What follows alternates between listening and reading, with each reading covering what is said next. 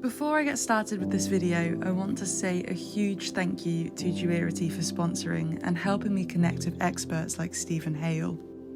Their product, Tinnitus G1, is a wearable white noise machine that uses bone conduction technology. It truly is a game changer for people with tinnitus. To learn more, select Find a Clinic near you in the link in my description below. So I'm with Stephen Hale, and today we're going to be answering all of your questions that I posted on my story. I'm going to try and get through as many as you can, but there are quite a few, so we're just going to take them at random. Hopefully not too difficult. Hopefully not.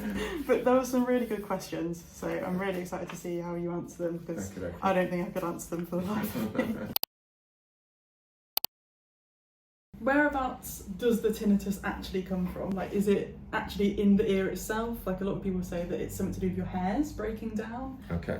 I mean, essentially when it comes to tinnitus, where is tinnitus coming from? No one totally knows exactly why, which is why we haven't got an exact cure for it. Yeah. Okay, if we could pinpoint it was exactly there, then we'd be able to work on something. Okay, there's lots of kind of theories on kind of where it is and whatnot. So essentially this is your ear. So you know, your ear isn't just this thing plonked on the side of your head. Okay, so we've got the ear canal coming down here to the eardrum itself in the middle here. Okay, eardrum's vibrating, okay, which then vibrates the ossicles, okay, vibrates across the ossicles into the cochlea, which is the nerve center of your hearing, okay.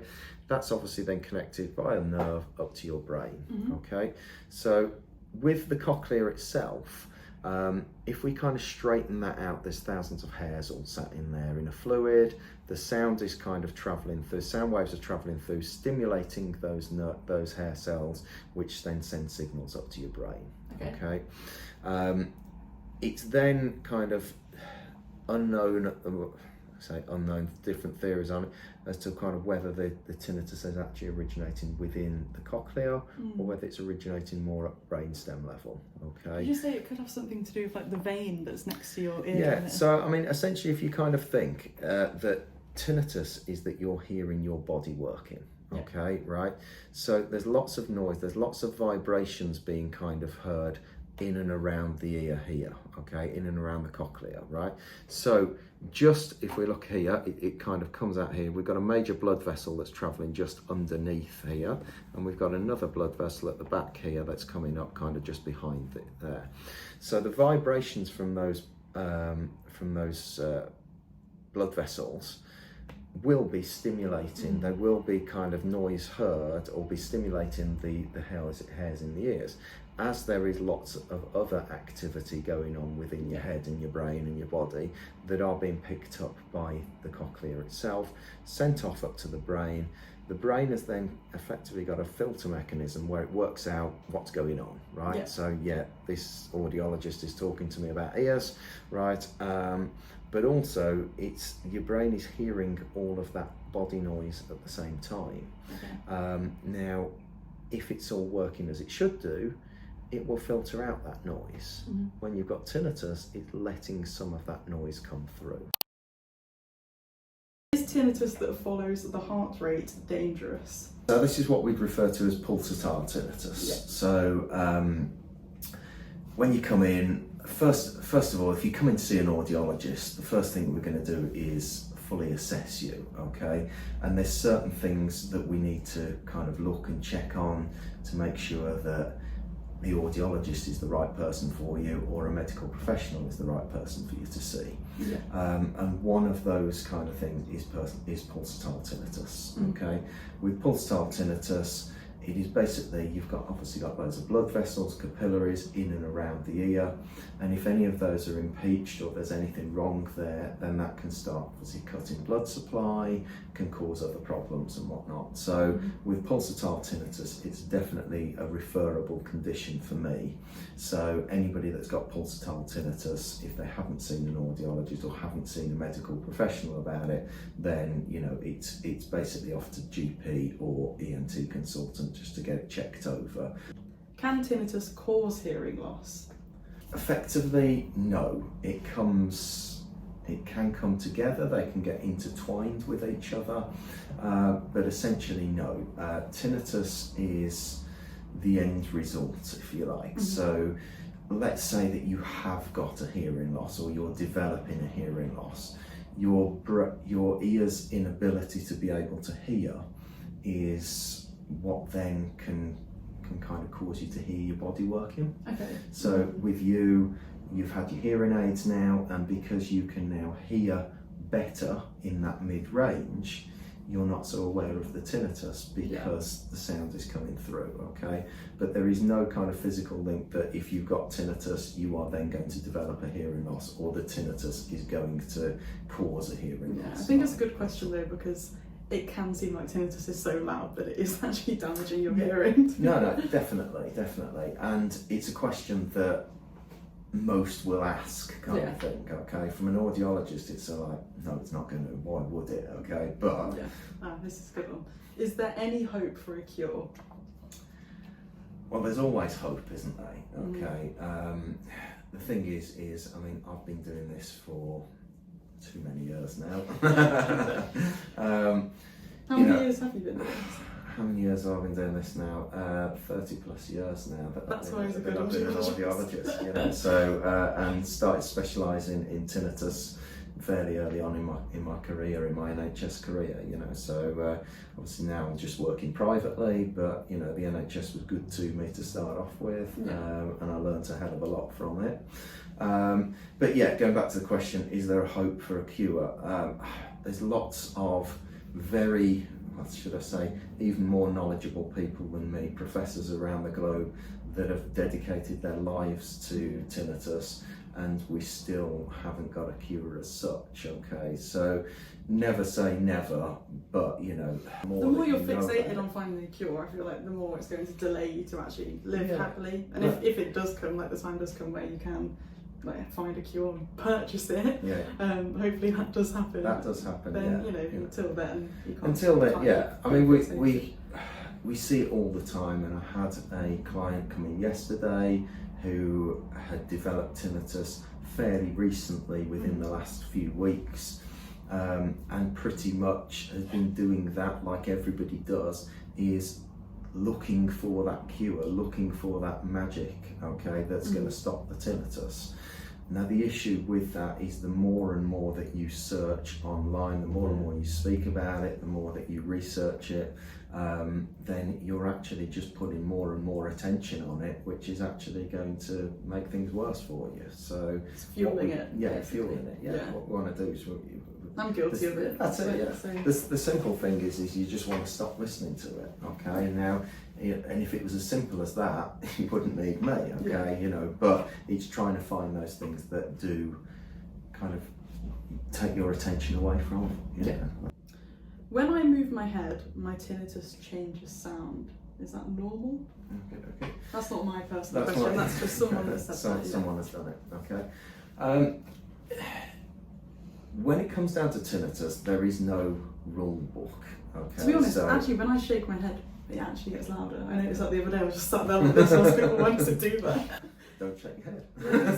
Don't shake your head. Yeah, I mean, sometimes there can be kind of something physical going on there. Yeah. Okay, so if there is something physical going on there, then yes, you know, it can cause it. Okay, yeah. So if you've got a mid-ear problem, you know, so if you've got kind of catarrh and whatnot behind, or you've got the start of an infection, then those kind of things, you know, could be kind of causing it. Okay. Also as well, what is tinnitus? Let's go back to the start. What is tinnitus? Tinnitus is that you're hearing your body working, right? Yeah. So if your body is making more noise, or is more stressed, or is under strain, you're going to get more noise, right? Yeah. So if you are shaking your head around, okay, and you're giving yourself a headache, okay, or if you're, you know, if your blood pressure's gone up or anything like that, it is going to have an impact on it. Yeah. Okay, so again, you know, a good question, not one that I have heard before, you know, but it doesn't come up all the time, kind of thing, you know. So, but again, you know, if you're concerned that it is something, you know, I've had someone before that when they got their head into a certain position, they could almost stop the tinnitus, and then that starts thinking, well, is there a nerve impeached somewhere? True, Is there yeah. a problem somewhere? And that's the fact that I think in that time I actually sent someone over to see, you know, a physio or go for a massage and whatnot, you know, to try and kind of help it in that thing. But every person's different, okay? So it's difficult to say without context yes or no to that. How do you draw a line between being cautious and overprotecting with earplugs? You can become obsessed with measuring the sound levels around you and always wearing hearing protection. And you know, in the past, I've put hearing protection in all the time, and I'd have to take them out. And you know, if I forgot it, it would really annoy me. When you've got tinnitus, and in general, we don't want to be exposed to loud noise. Mm-hmm. Well, we're not supposed to be exposed to loud noise. That is going to cause a problem with your hearing, Yeah. and if then you end up with more of a hearing loss due to the noise damage that's been done, then that's going to kind of have a negative impact on your tinnitus. Yeah. Also, as well, if we take the hearing loss side out of it, loud noise can cause your tinnitus to increase as well. So yeah, it's finding the balance. Yeah, it's finding the balance with it. So a lot of kind of people, I haven't got tinnitus, but I've experienced tinnitus, and most people have experienced tinnitus. Mm-hmm. If that's kind of going to a nightclub, coming out the end of the night and your ears are ringing, which Yeah. is your, basically, it's still tinnitus, but it's your ear's way, your brain's way of saying that was too loud for you, don't go back there, Yeah. okay? And as a youngster, you go back every night and you don't do anything. But there's more and more now where, you know, we're well aware of kind of noise now. You Yeah. know, health and safety now is, you know, a much bigger thing than it ever was. Yeah. And we know that kind of noise protection is needed, okay? So yes, you know, this person's most probably using kind of noise protection, but yes, you can go too far sometimes. So we'll have clients that will come in and actually want custom made noise protection to get the best protection they can, which is brilliant. Yeah. If you're working in a noisy environment, if you're working in a nightclub and you need some better noise protection, then brilliant, right? That will work very well for you. But yes, you can then cross that line to all of a sudden your ears are more sensitive, and you can actually almost make yourself more and more sensitive to noise. So we kind of term that kind of hyperacusis, okay, where you develop a sensitivity to loud noise. Now, if you're then using noise protection for that purpose, then that's fine in a noisy environment. But if you're then using that when you're cooking the dinner, for example, then all that you're going to do is make things more and more sensitive from that point of view, okay? Now, I always used to say we don't all walk around with a sound level meter, okay? But actually we do, because you just get a sound level meter app on your phone if you really want to, okay? But essentially, forgetting about that, harmful noise is where we always talk so that we can hear ourselves, right? So if we can hear ourselves now, I know that you can hear me, okay? In a noisy environment, we have to raise our own voice to hear ourselves, so the person in front of you can. If you're at the point where you're having to raise your voice so a person two or 3 feet in front of you can hear you, that's potentially harmful to your ears, and that's where you'd use the protection. If you're in a situation where you're not having to raise your voice, effectively you don't need noise protection. That's a good answer. Just something that everyone can use, basically. Yeah. How true is it that caffeine can increase tinnitus? Yeah, I mean, caffeine is a stimulant, okay, and anything that stimulates the body, anything that increases blood flow, you know, then we're listening to the body working, you know. So, as the saying goes, everything in moderation, kind of thing. Okay, I think for me it does actually set off my tinnitus. But there's not a huge amount of research when I Google it to suggest it. But it is. Everyone's different. Everyone's different, you know, and I mean, caffeine, alcohol's thinning the blood, and again increasing blood flow as well. So you know, that kind of thing, it is going to kind of potentially kind of cause it. Okay. Do you get that question asked a lot about caffeine and alcohol? Caffeine, alcohol's the usual one, to be fair, okay. You know, but essentially, I mean, as an audiologist, I should be saying, right, you know, stop drinking caffeine, stop drinking alcohol, only eat, fresh food and fresh fish, and never leave the house and never be exposed to any slightly loud noise, right? Okay. Yeah. But I'm a realist as well, you've got to live life, you've got to have fun, okay, right? Yeah. You've got to know the limits, basically, and pretty much most of us know the limits, yeah. Okay, right? If you start pushing those limits and you're exposing yourself to loads of caffeine, loads of loud noise, loads of alcohol, then yeah, that's potentially going to have a side effect for it. Is it possible to habituate and live a happy life even if you hear tinnitus over day-to-day noise? Well, I can talk about this one for a bit, because I never thought I'd be able to live a happy life, and I'm sat here now and I'm happy, I've got things to help me manage, and there can be times where you do feel like that you will never get to the point of living comfortably, but you can, and my tinnitus hasn't changed apart from having spikes after nights out. But now I know that hearing protection actually stops these spikes. I can live happily and not really bat an eyelid at it unless I do tune into it, but it hasn't changed, my perception has. When it comes down to everything kind of around tinnitus, is the more that you focus on it, the bigger the problem becomes, yeah. Okay?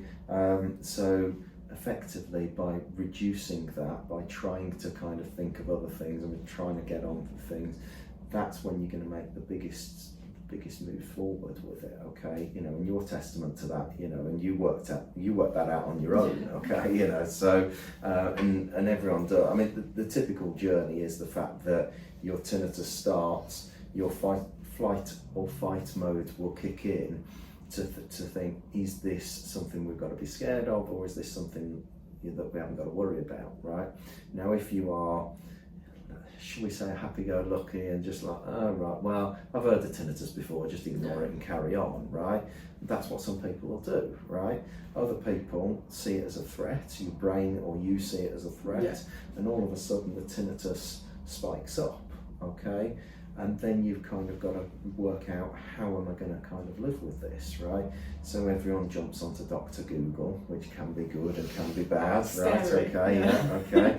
Scare the life out of you, and then your tinnitus gets worse and worse, right? But we want to basically, knowledge is key, right? But it's the right knowledge that's key for it, okay? So listen to Caris's channel and you get the best advice, so. Is it true you should listen to white noise as quietly as possible as tinnitus competes against it? Would that help you habituate? Would it help your tinnitus go down? So this is actually a really good one, okay? Because when I originally started as an audiologist, we used to use masking devices. Okay, yeah. Masking devices was just exactly the same noise generator that we use, and exactly the same noise. But what we did is, if your tinnitus was at that level there, you then turned the device up over and above it to cancel out the noise. Yeah. The issue with that is, as you start to do that, your tinnitus can start to fight to get heard, and actually what you're doing is actually potentially making your tinnitus worse, okay? So you don't want it as quiet as possible, but what I say to people is, if your tinnitus level isn't there, you want it a notch or two lower, okay? So you want it just below the level, right? Which sounds weird, because your audiologist is telling you, you've come in with one noise and now I'm going to send you home with two noises, right? Okay, but yeah.